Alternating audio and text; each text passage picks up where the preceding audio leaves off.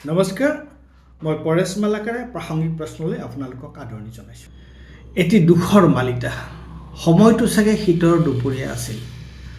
আমাৰ হাইস্কুলৰ ঘৰটো ইংৰাজী ইউ আখৰটোৰ আৰ্হিৰ আছিল। আমি ঘৰটোৰ উত্তৰ ফালে আছিলোঁ। বোধহয় আমাৰ বছৰেকীয়া পৰীক্ষা হৈ আছিল। মহেশ ছাৰ আমাৰ পৰীক্ষা নিৰীক্ষক আছিল আৰু ওচৰৰ ক্লাছটোৰ পৰীক্ষা নিৰীক্ষক আছিল বোধহয় মহেন্দ্ৰ ছাৰ। মহেন্দ্ৰ ছাৰ মহেশ ছাৰৰ ছাত্ৰ আছিল। মহেশ ছাৰে পদ্ম চকীদাৰক কৈছিল, যোৱা অফিচৰ পৰা ইংৰাজী আৰু অসমীয়া নিউজ পেপাৰ দুখন লৈ আহা। পদ্মই কাকত দুখন আনিলত তেখেতে কৈছিল, অসমীয়াখন মোক দিয়া আৰু ইংৰাজীখন সৌ তেওঁক দিয়াগৈ, মানে মহেন্দ্ৰ ছাৰক। অসমীয়াখন আছিল দৈনিক অসম আৰু ইংৰাজীখন আছিল দি আছাম ট্ৰিবিউন। মই পৰীক্ষা দি আছিলোঁ যদিও কথাটো লক্ষ্য কৰিছিলোঁ। শীতৰ দুপৰীয়া বাৰান্দাত ৰ'দৰ মজ লৈ ছাৰহঁতে ডিউটি কৰিছিল আৰু বাতৰি কাকত পঢ়িছিল। সেই দিনটোৰ কথা আজিও মোৰ মনত আছে। তেতিয়াই মই জীৱনত প্ৰথমবাৰৰ বাবে বাতৰি কাকত দেখিছিলোঁ। বাতৰি কাকতৰ নাম শুনিছিলোঁ। সেইটো আছিল আজিৰ পৰা প্ৰায় 55 বছৰৰ আগৰ কথা। তেতিয়া মই ইংৰাজী পঢ়াৰ প্ৰশ্নই নুঠে, কিন্তু অসমীয়াত পাঠ্যপুথিৰ বাহিৰে যদি তেতিয়া কিবা পঢ়িছিলোঁ, সেয়া আছিল দৈনিক অসম। মনত ৰাখিব, জীৱনত পাঠ্যপুথিৰ বাহিৰে প্ৰথম পঢ়া বস্তু আছিল দৈনিক অসম। অসমীয়া ভাষাৰ কি সোৱাদ, কি ৰূপ, তাক দৈনিক অসমতে প্ৰথম আৱিষ্কাৰ কৰিছিলোঁ।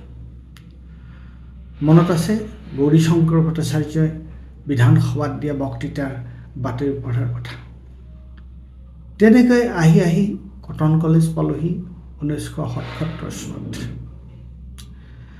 তাৰ আগতে 1975 চনত ট্ৰিবিউনৰ প্ৰতিষ্ঠাপক ৰাধা গোবিন্দ বৰুৱা গুৱাহাটীৰ প্ৰথম মেয়ৰ হৈছিল। মেয়ৰ হোৱাৰ পিছত গামোচা আৰু ফুলৰ মালাৰে উপচাই দিয়া তেওঁৰ ছবিখন দৈনিক অসমতে দেখা পাইছিলোঁ। এতিয়াও সেইখন ছবি মোৰ চকুৰ পতাত ভাহি আছে। তেতিয়া 1977 চন। মই আমাৰ শান্তিপুৰৰ ঘৰত থাকি কটনত পঢ়িছিলোঁ। সৰু মামাই আমাক ট্ৰিবিউনৰ স্বত্বাধিকাৰী কিংবদন্তী পুৰুষ ৰাধা গোবিন্দ বৰুৱাৰ কথা কৈছিল। জীৱনৰ শেষৰ ফালে প্ৰায়ে আবেলি ৰাধা গোবিন্দ বৰুৱাই নিজৰ আহল বহল বিদেশী গাড়ীখনত উঠি চান্দমাৰীৰ ঘৰৰ পৰা ব্ৰহ্মপুত্ৰ দলঙৰ সিটো মূৰলৈ গৈ আকৌ ঘৰলৈ ঘূৰি আহি চহৰখনত পাক এটা মাৰিছিলহি। সেই দৃশ্য মই নিজেও কেইবাবাৰো দেখিছোঁ।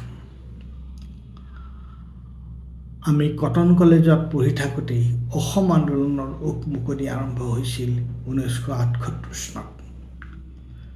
ক'ৰ পৰা হৈছিল সেইটো মই দেখিছিলোঁ।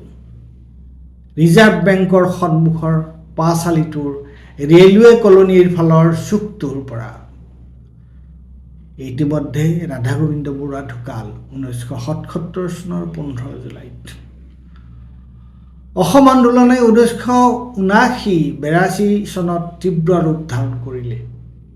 দৈনিক অসমৰ সম্পাদক কীৰ্তিনাথ হাজৰিকাই কাকতখনক অসম আন্দোলনৰ মুখপত্ৰত পৰিণত কৰিলে। মাজতে আন্দোলনৰ কাৰণে অসমৰ স্কুল কলেজ বন্ধ হৈ গ'ল। তেতিয়া মই কেতিয়াবা ঘৰত, গাঁৱত, কেতিয়াবা গুৱাহাটীত। দৈনিক অসমৰ পাততে অসম আন্দোলনৰ উঠা নামৰ উমান পাওঁ। দৈনিক অসমত ছাত্ৰ সন্থাৰ বিবৃতি পঢ়িয়ে আমি ধৰিব পাৰিছিলোঁ কেতিয়া অসমৰ পৰিস্থিতি উত্তপ্ত হ'ব আৰু কেতিয়া পৰিস্থিতি তুলনামূলকভাৱে স্বাভাৱিক হৈ থাকিব। সেইবোৰ পঢ়ি কেতিয়াবা ভয় খাইছিলোঁ, কেতিয়াবা পৰিস্থিতি স্বাভাৱিক হ'লে অলপ শান্তিত আছিলোঁ, স্বস্তিত আছিলোঁ। পিছলৈ ছাত্ৰ ৰাজনীতিত যুক্ত হৈ পৰিছিলোঁ বাবে বিবৃতি দিবলৈ প্ৰায়ে দৈনিক অসমৰ অফিচলৈ গৈছিলোঁ। সুঠ বগা ধুতি পাঞ্জাবী পিন্ধি থকা দৈনিক অসমৰ সম্পাদক কীৰ্তিনাথ হাজৰিকাৰ হাততে বিবৃতিবোৰ দি আহিছিলোঁ। তাৰ কিছু বছৰ পিছত দৈনিক অসমৰ পৰা কীৰ্তিনাথ হাজৰিকাই অৱসৰ লৈছিল। অসম গণ পৰিষদৰ চৰকাৰে আমাৰ দৰে তেওঁকো আমুৱাইছিল। তাৰ পিছত প্ৰফুল্ল বৰুৱা দৈনিক অসমৰ সম্পাদক হৈছিল। ইতিমধ্যে মই NBTত যোগ দি দিল্লী পাইছিলোগৈ। সেই সময়ত মোৰ কীৰ্তিনাথ হাজৰিকাৰ সৈতে এক আন্তৰিক সম্পৰ্ক গঢ়ি উঠিছিল। তেওঁ NBTৰ কাৰণে কৃষ্ণ কৃপালিনীয়ে লিখা, ইংৰাজীতে লিখা গান্ধী এলাইভ নামৰ কিতাপখন অসমীয়ালৈ গান্ধী জীৱন কথা হিচাপে অনুবাদ কৰিছিল।